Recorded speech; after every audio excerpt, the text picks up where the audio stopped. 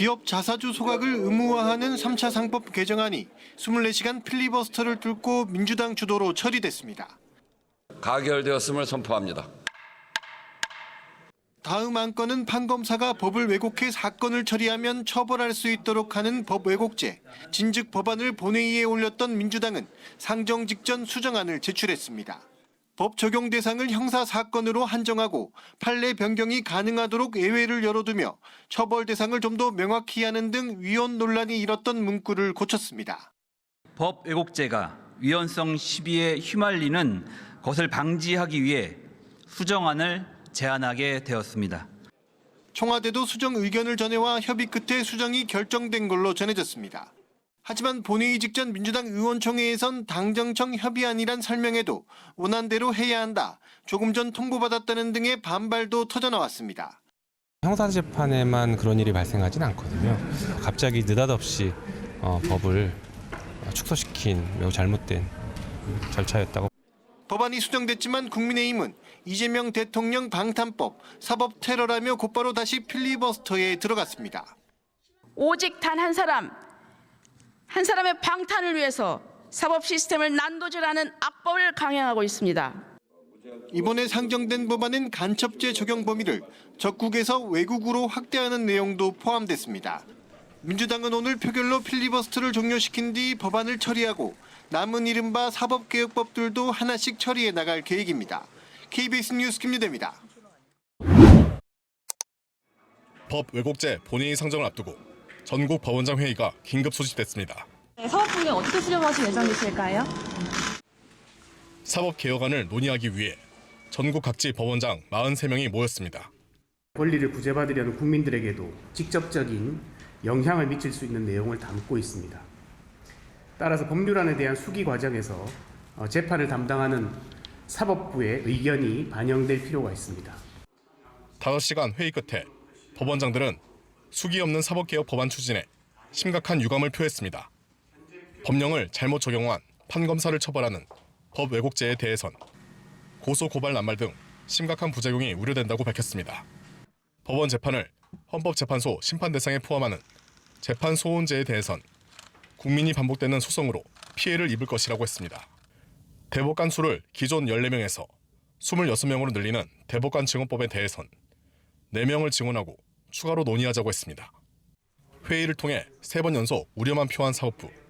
대안 없는 반대만 한다는 비판도 나옵니다. 대안을 이야기해줘야죠. 무엇을 어떻게 하겠다. 그러니까 요거는 조금 늦춰달라 또는 고쳐달라라고. 법원장들은 여러 기관이 참여하는 협의체에서 폭넓고 심도 있는 논의를 거쳐야 한다고 밝혔습니다. KBS 뉴스 김영훈입니다. 더불어민주당이 이른바 사법개혁 3법을 수정 없이 처리하기로 결론냈습니다. 대법관 증언법, 재판소원 도입법, 법 왜곡죄 신설법 모두 국회 법사위를 통과한 원안대로 본회의에 상정됩니다.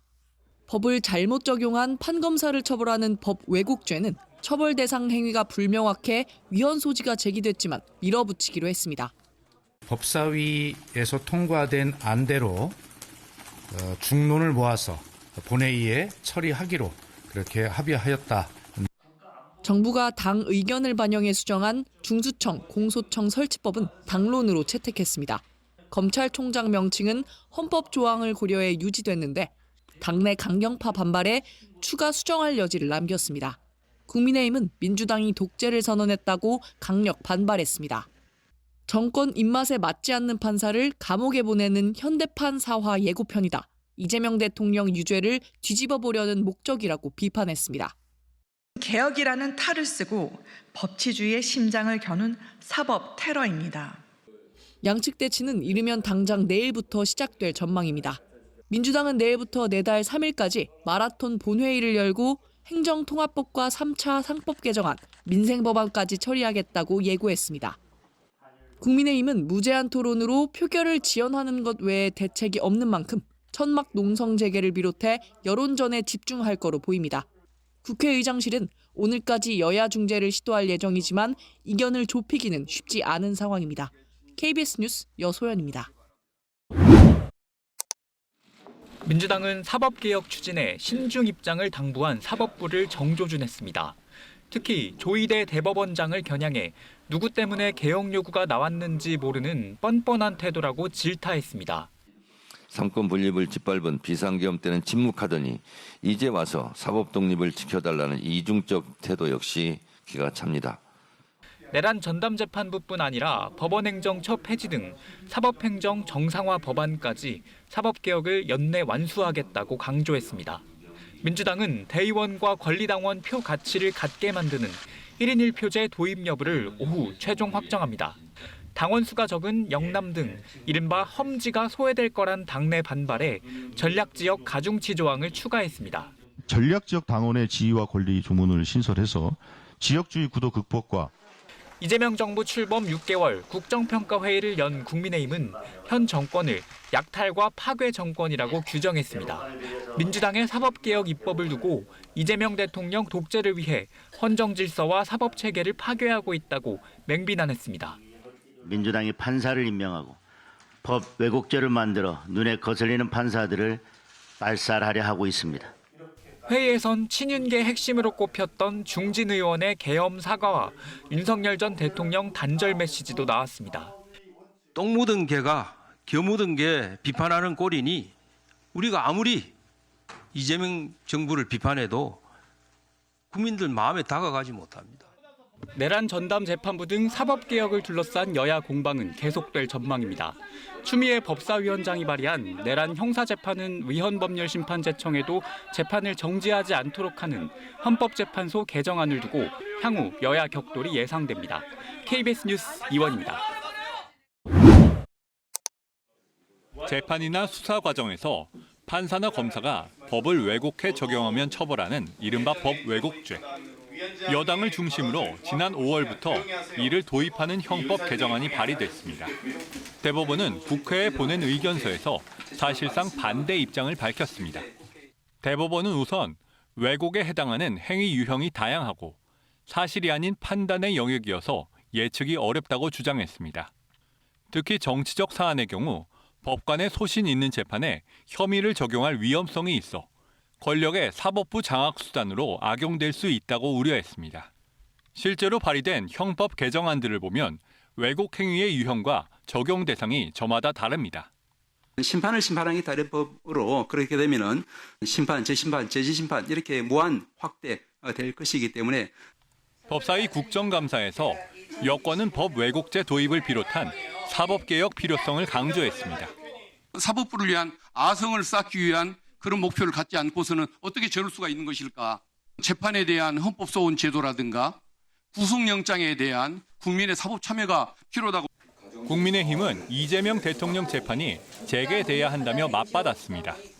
이재명 대통령이 12개가 다 무죄라서 참 억울한 피고인인데 그럼 법제처장으로서 빨리 재판 속개해가지고 이 억울한 누명을 풀어줍시다. 이렇게 해야 되는 거 아닙니까? 여야는 국정감사 파행을 두고서도 상대에게 책임이 있다며 공방을 벌였습니다. KBS 뉴스 백인성입니다. 민주당 사법개혁안의 핵심은 대법관 증원입니다. 매년 4명씩 3년에 걸쳐 현재 14명인 대법관을 26명으로 늘리는 겁니다. 소부와 전원합의체 모두 현재의 2배로 확대됩니다. 사법개혁은 판결에 개입하자는 것이 아닙니다. 어떤 상황에서도 정치적 중립을 지킬 수 있도록 법적으로 보장하자는 것입니다. 이 대통령 임기 중 조희대 대법원장 등 대법관 10명의 임기가 끝나기 때문에 이 대통령이 모두 22명의 대법관을 임명하게 됩니다. 다음 대통령 역시 똑같은 22명을 임명하게 됩니다. 사법부를 해유하거나 정치적으로 이용할 여지가 전혀 없다는 말씀 드립니다. 대법관 추천위 구성을 다양화하고 법관 평가제 도입, 하급심 판결문 공개 확대 등도 추진합니다. 대법원 확정 판결도 헌법 소원할 수 있도록 하는 재판 소원 제도는 이번 개혁안에선 빠졌습니다. 그러나 당 지도부가 공동 발의자로 나서 개정안을 발의했습니다. 법원이 아무리 높다 한들 다 헌법 아래에 있는 기관입니다. 국민의 피해 구제라는 측면에서 필요한 제도입니다. 허위 조작 정보 근절안도 공식 발표했습니다.